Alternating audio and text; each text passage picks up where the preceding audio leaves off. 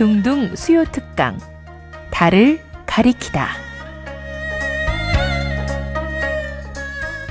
매주 수요일 코너입니다. 달을 가리키다. 성현들은 달을 가리키고 있지만 우리는 그 손가락만 보고 있지 않은지 돌아보는 시간인데요. 종교의 문자나 상징이 아니라 그것이 가리키고 있는 종교의 참된 가치에 대해 생각해보는 시간입니다. 기후위기 시대라고들 합니다. 점점 뜨거워지는 지구의 원인은 화석연료 사용으로 인한 온실가스 배출로 전 세계적으로 화석연료 사용은 줄이고 재생에너지로 전환해 나가는 추세인데요. 그런데 지난해 우리나라의 재생에너지 비중은 10.5%로 OECD 국가 평균 35.8%에 한참 미치지 못하고 있습니다. 앞으로 재생에너지 비중을 어떻게 확대해 나가야 할지, 또 정의로운 에너지 전환 방법은 무엇인지 서강대 명예교수이자 녹색연합 공동대표이신 조현철 신부님과 말씀 나눠보겠습니다. 신부님 안녕하세요. 예, 안녕하세요. 예, 반갑습니다. 예. 자, 최근 재생에너지 관련 글을 한 신문사에 기고하셨는데요. 지난해 우리나라의 재생에너지 비중이 10.5%인데 OECD 국가 평균 비중은 35.8%나 된다는 거죠. 우리나라가 예. 많이 미흡한 현실이네요. 예, 많이 미흡하죠. 우리나라가 제가 찾아보니까 온실가스를 지금 세계에서 많이 배출하는 나라 중에 하나입니다. 13번째인가 그런데요. 예. 거기에 비하면 민망할 정도로 이 재생에너지로 전환하는 양이 속도가 미흡한 거죠. 그래서 조금씩 전체적으로 온실가스는 우리도 조금씩 줄고 있긴 하다고 하는데 속도를 좀 높여야 되지 않을까 생각합니다. 온실가스를 많이 배출하는 만큼 책임감을 네. 가지고 줄이려는 노력을 더 해야 되는 거죠. 예. 네. 자, 재생에너지를 확대해 나가야 할 텐데 지금 재생에너지 발전 설비의 90%를 민간이 하고 있다고요? 예, 현실이 그렇습니다. 예. 이 에너지라는 것도 그 물이나 공기처럼 누구나 평등하게 누릴 수 있어야 하잖아요. 네. 예. 그러니까 이제 신부님께서는 이 재생에너지 산업을 국가가 맡아서 해야 한다 이렇게 또 주장하고 계신 거죠? 예, 예. 그게 이제 좀, 뭐 에너지의 공공성? 뭐 이런 건데, 우리가 에너지가 없으면 살 수가 없잖아요. 네. 밥 같은 게 이제 우리 몸에 개인에게 이제 에너지를 주는 건데요. 전기 에너지도 마찬가지죠. 그래서 누구나 기본적으로 좀 누릴 수 있어야 된다. 그러니까 이게 완전히 시장의 상품으로 돼서는 곤란하다라는 거예요. 그런데 지금 우리가 기존에는 한전이나 뭐 발전 공기업들이 이제 대부분 담당을 해왔잖아요. 네. 그러니까 적어도 이제 공적 기업이라는 얘기죠.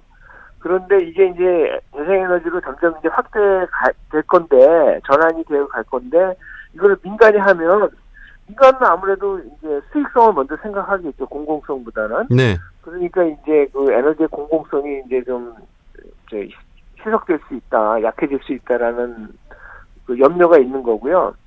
우리나라 헌법에도 보면, 120조 같은 조항에 보면, 이제 이걸 전체적으로 제가 좀 말씀드리면 120조에 두 항목이 있는데 어쨌든 거기 보면 경제상 이용할 수 있는 자연력, 햇빛과 바람도 여기 해당하겠죠. 네. 이거는 그냥 개인이 마음대로 쓰면 안 된다. 사적 소유의 대상이 아니다.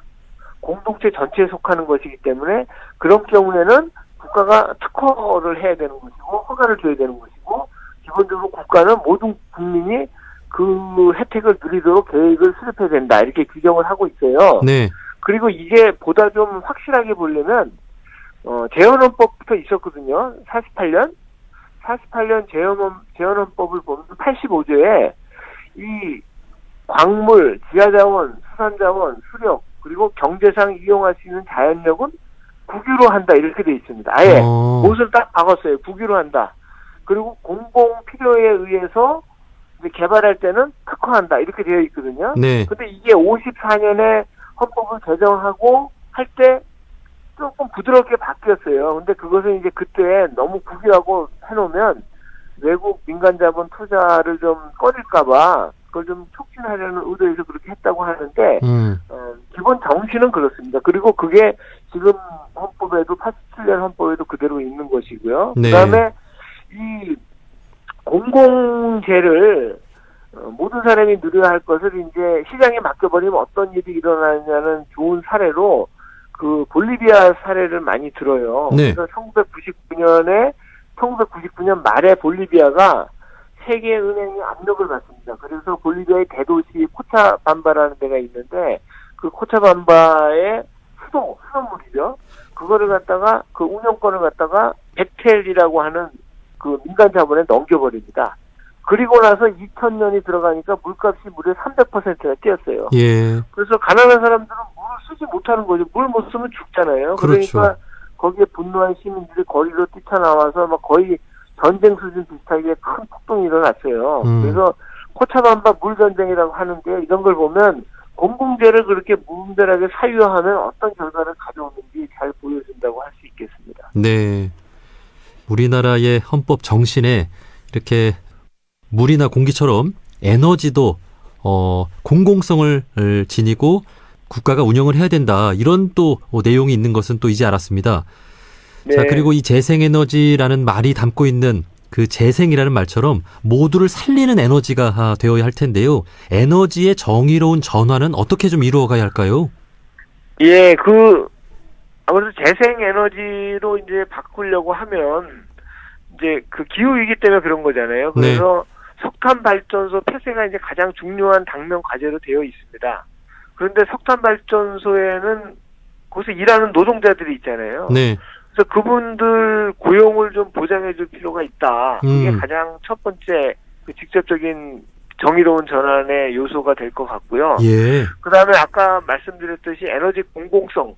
그러니까 물과 식량처럼 모두가 필요로 하는 것이고 이것을 그냥 시장에 맡겨버리면 우선 가난한 사람들은 최소한도 필요한 거를 못 쓸 수도 있으니까 그러면서 그 누구나 접근 가능하게 해주는 것 그 정의로운 전환의 뭐 두 번째라고 할 수 있고 세 번째도 굉장히 중요한 것 같아요. 모두를 살리는 이렇게 의미에서 왜 그러냐면 이게 세 번째는 생태계를 보존하는 방식으로 재생에너지를 우리가 활용을 해야 된다. 예. 즉 발전 설비를 이제 한다고 산이나 들이나 뭐 바다를 갖다가 망치면 안 되겠죠. 즉 난개발을 하면 안 된다는 거예요. 네. 그래서 환경 측면에서는 이게 아마 공공 재생에너지를 주장하는 가장 중요한 동기가 아닐까. 즉 재생에너지 발전 설비를 만들 때 민간 자본이 하지 말고 공공 부문이 맡아야 된다라고 하는 가장 큰 동기라고 생각합니다. 난개발을 막는 것. 예, 예. 그런 것들이 이제 보장이 되면 정의로운 전환이 되지 않을까. 그렇죠. 지금 먼저 말씀해 주신 그 석탄 발전소를 점점 폐쇄해 가야 되는데 여기에서 일하는 노동자분들을 재생에너지 산업에서 일할 수 있게끔 이렇게 그 전환하는 것 이런 게 예. 실제로 잘 될까요? 그래서 이제 우선은 좀 법제화 같은 게 필요하죠. 예. 그리고 이제 재생에너지 발전 산업을 이제 하는 데 있어서 그 생태계를 파괴하지 않도록 하는 방향으로 해야 되고요. 예. 예. 자, 그래서 이 재생에너지 확대를 위한 기본법 제정이 논의되고 있다고 하는데요. 이게 어떤 법인가요? 그러니까 이건 이제 이런 법을 만들자라고 이제 시민사회 쪽에서 여러 연대한 단체들 이제 연대해가지고 나오는 제안이죠. 그래서 기본법 이제 뭐 문구를 다 만들어서 제안을 한 그런 안들이 있어요. 거기 보면 방금 말씀드린 그 정의로운 전환을 위한 뭐 그런 것들을 담보할 수 있게 하자는 겁니다. 그러니까 고용 보장, 고용 승계, 또 에너지 공공성 확보, 생태계 보장 등을 담보하도록 하자. 그러려면 좀 지금의 발전 공기업, 지금 이제 한전 밑에 있는 그런 발전 공기업 같은 것들을 그대로 놔두어서는 좀 곤란합니다. 왜냐하면 지금 발전 공기업은 사기업과 별로 다를 게 없어요. 네. 그래서 공공성이 아니라 수익성만 너무 따집니다. 그래서 하청 뭐 이런 것들을 굉장히 많이 써요. 하청의 하청. 그래서 우리가 잘 알다시피 그 어디입니까 서부발전 그 태안에 거기 보면 2018년에 김영균 노동자가 사망했잖아요. 아주 처참하게. 근데 다시 얼마 전에 김승현 노동자가 거의 똑같은 그런 식으로 혼자 일하다가 사망했단 말이죠. 네. 그런 것들을 방치하는 그런 발전 공기업은 사실 이름만 공기업이지 사기업과 그렇게 다를 게 없어요. 그래서 좀 이걸 바꿀 필요가 있어요. 민주적으로 좀 구조를 개혁해야 됩니다. 그리고 통제해야 되고 그래서 특히 의사결정 구조 같은 것을 좀 이렇게 민주적으로 할 수 있도록 여러 가지 장치들을 좀 놓아야 되겠죠. 그런 것들을 좀 담고 있는 법이라고 생각하시면 될 것 같아요. 예, 그러면 지금 이 재생에너지 확대를 위한 기본법이 민간에서만 제한하는 정도예요? 아니면 국회에서 논의가 되나요? 논의를 이제 하라고요. 아, 예. 국회에서 이제 국회하고 소통을 하고 있지만, 이제 국회에서 논의를 하라고 기본법을 좀 이제 논의를 하라고 지금 국회 그 청원 제도가 있잖아요. 네. 그래서 이제 5만 명이 한 달 안에 청원을 하면 이제 국회에서 의무적으로 상임위에서 논의를 하게 돼 있어요. 예. 그래서 지금 이제 그 7월 27일까지 5만 명 이제 동의를 목표로 재정 운동을 하고 있죠. 예. 청원 운동을. 예, 지금 5만 명 안 됐죠? 너무 좀 부족합니다. 그래서 이 방송을 들으시는 분들이 조금 찾아가서 해주시면 참 도움이 될 것 같습니다. 예. 재생에너지 확대를 위한 기본법 제정 논의가 될 수 있게끔 그 청원에 많은 또 관심을 가져주시기 바랍니다. 특히나 네. 공공성을 중시하는 우리 종교인들부터 이런 부분에 관심을 가져야 할 텐데요. 특별히 종교인분들께 좀 해주고 싶은 말씀 있으실까요? 예. 이게 굉장히 우리 종교하고 관련이 깊은 것 같아요. 왜냐하면 공공성을 보장한다는 거는 생명, 인권, 생태, 이런 것하고 직결되는 거거든요. 결국 우리가 좋은 삶을 사는데 필수적인 겁니다. 예. 그래서 이 공공이어야 할 것들, 에너지는 물론이고 돌봄, 교육, 그런 것들이 많잖아요. 이런 공공이어야 할 것이 시장에 넘겨져서 상품으로 거래되는 것이 많아지면 많아질수록 우리 삶은 이제 위태로워지는 거죠. 그래서 종교의 아주 중요한 관심사가 아닐까. 그래서 우리 모두 관심을 가져야 할 부분이라고 생각을 합니다. 네.